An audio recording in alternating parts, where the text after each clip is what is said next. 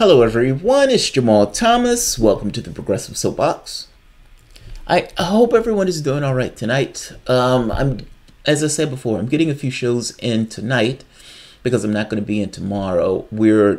I'm riding out to DC. I'm going to be on Fault Lines with Lee Stranahan and Garland Nixon tomorrow. So that's going to be like leaving at 3 in the morning. So my day is going to be shot. So I feel I'm getting these out now. So first of all, on Friday, we're continuing forward this thing of doing a show for, you can say for the people who like the show, for the people watching, for the patrons. Now for August, we call it Patron Appreciation. I don't think we're calling it Patron Appreciation going forward. It is Patron Appreciation. And it will be a show specifically for the patrons, but I'm looking for another name for it.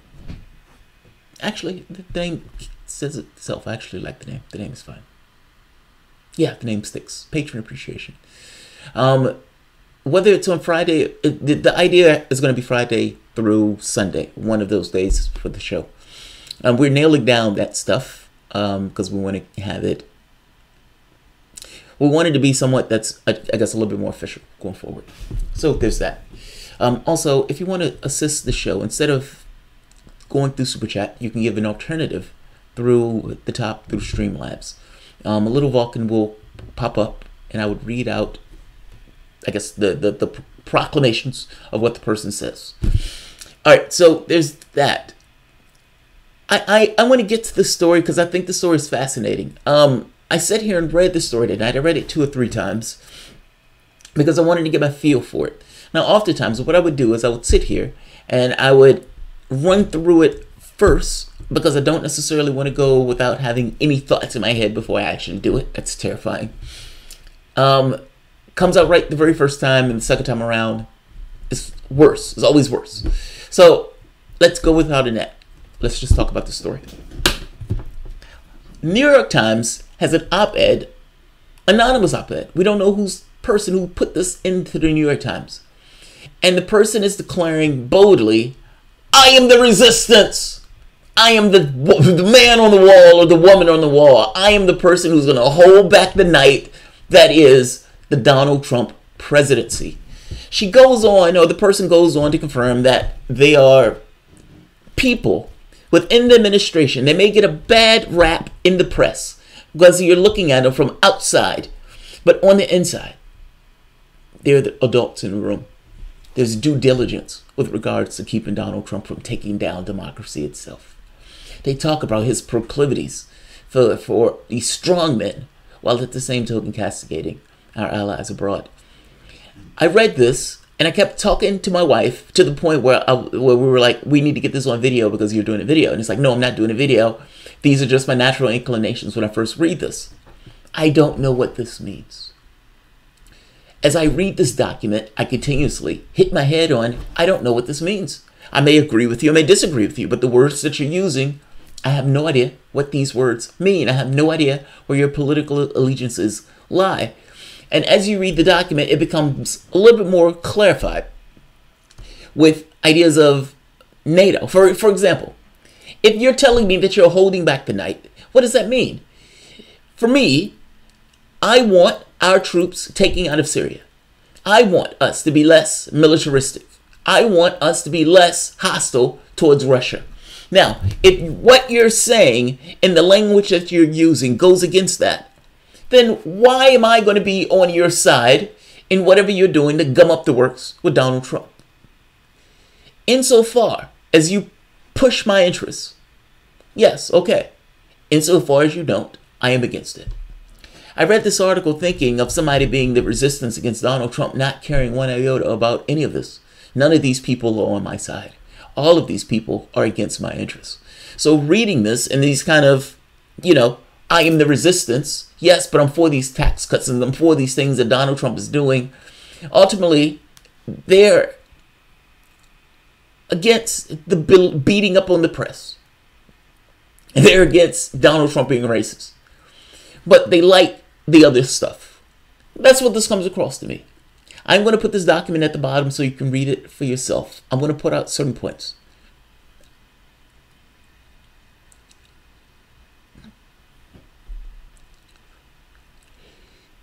There is no foul here.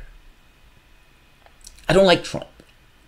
So I don't care if there's somebody within the bounds of law gumming up the works in the way he goes about prosecuting his affairs in office.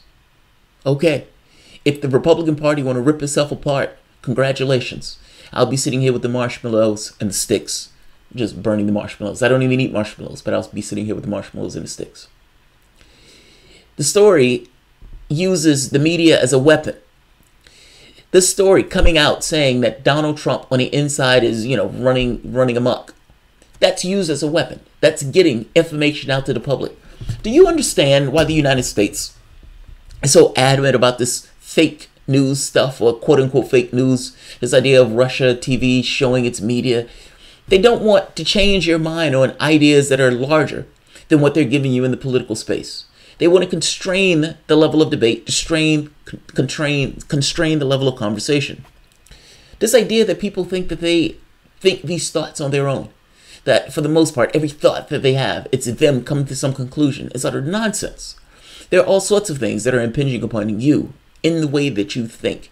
And a lot of that has to do with just constraining the level of debate in and of itself. Let's take a look at this article. It's not all that long.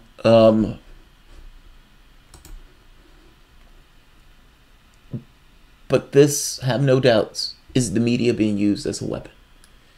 Saying, I'm in the Republican camp, and it is chaos here. There's one part. Oh, yes, there's one part. Let me not forget this. There's one also part where they talk about the 25th, and they talk about it in hushed tones. It's like there's a whisper of the 25th Amendment.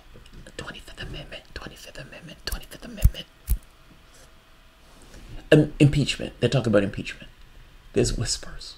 There's whispers. Somebody's whispering about it.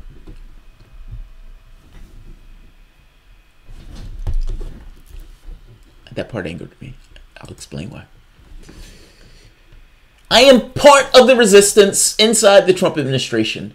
I work for the president, but like-minded colleagues and I have vowed to thwart parts of his agenda and his worst inclinations. Great. I don't know what that means. I don't know what that means. I'm sorry. I have no idea what that means. Let's go further. The Times today is taking the rare step. Let's see. This is hard to read. The Times today is taking a rare step of publishing an anonymous op-ed essay. We have done so at the request of the author, a senior official in the Trump administration, whose identity is known to us and whose job would be jeopardized by this disclosure. We believe that publishing this essay anonymously is the only way to deliver an important perspective to our readers. We invite you to submit questions about the essay or our vetting process here. All right, let's go to the parts. All right, I like this part. The dilemma which he does not fully grasp is that many of his senior officials in his own administration are working diligently from within to frustrate parts of his agenda and his worst inclinations. I would know. I am one of them. I love the way they leave the space, definitive, declarative. I am one of them. I am holding back the night. I love it. To be clear, ours is not the popular resistance of the left. We want the administration to succeed and think that many of the policies have already made America safer and more prosperous. But we believe that our first duty is to this country, and the president continues to act in a manner that is detrimental to the health of our republic. That is why many of Trump appointees have vowed to do what we can to preserve the democratic institutions while thwarting Mr. Trump's most misguided impulses until he is out of office. The root of the problem is the president's amorality. Anyone who works with him knows he is moored to any discernible first principles that guides his decision-making. Is not moored. Although he is elected to the as a Republican, the president shows little affinity for ideals espoused by conservatives, free-minded, free markets, and free people. At best, he's invoked these ideals in scripted settings. At worst, he has attacked them outright. Now, again, as I read that, I have no idea what that means. I mean, this is so general at this point. So let them get into it. In addition to his mass marketing the notion that the press is the enemy of the people, President Donald Trump's impulses are generally anti-trade and anti-democratic. Here we go. Don't get me wrong. There are bright spots that the near ceaseless negative coverage of the administration fails to capture: effective deregulation, historic tax reform, and more robust military. But these successes have come despite, not because, the president's leadership style, which is impetuous, adversarial, petty, and ineffective. Look, the wild part about this is a lot of the stuff is stuff that you can see from the outside. You don't necessarily need to be on the inside to see this. It's just interesting that this is coming from the Times, and this is coming as this is an anonymous source on the inside of the Trump administration who is so taken aback by what it means to be Donald Trump and the way he's gone about leading that I need to say something about it. It's just this kind of dramatic outpouring of sorts. There's an interesting part right here. Two-track presidency. It may be cold comfort in this chaotic era, but Americans should know that there are adults in the room.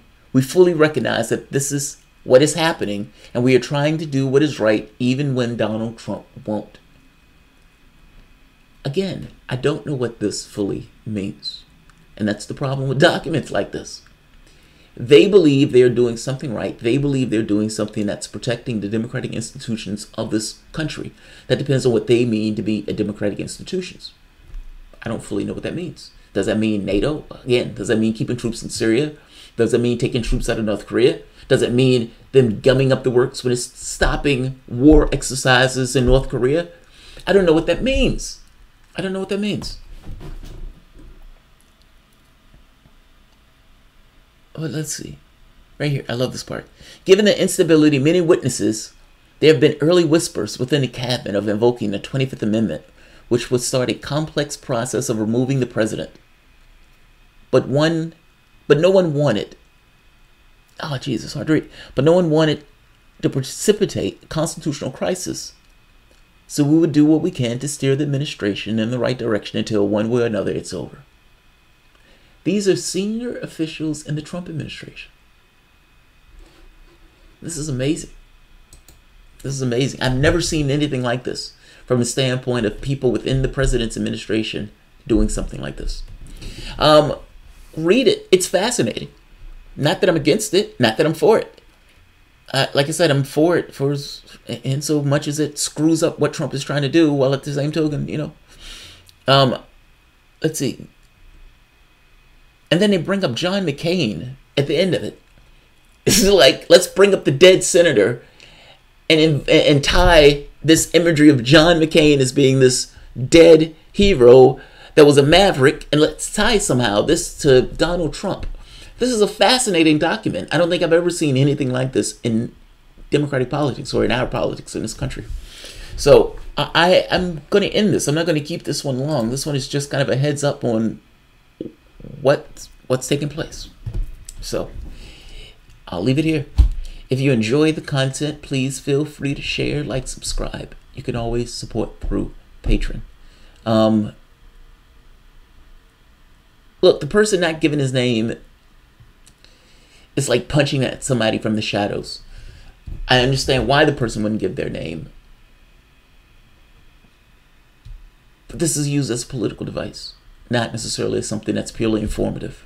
It needs to be acknowledged and recognized as such. All right, guys. Have a good one.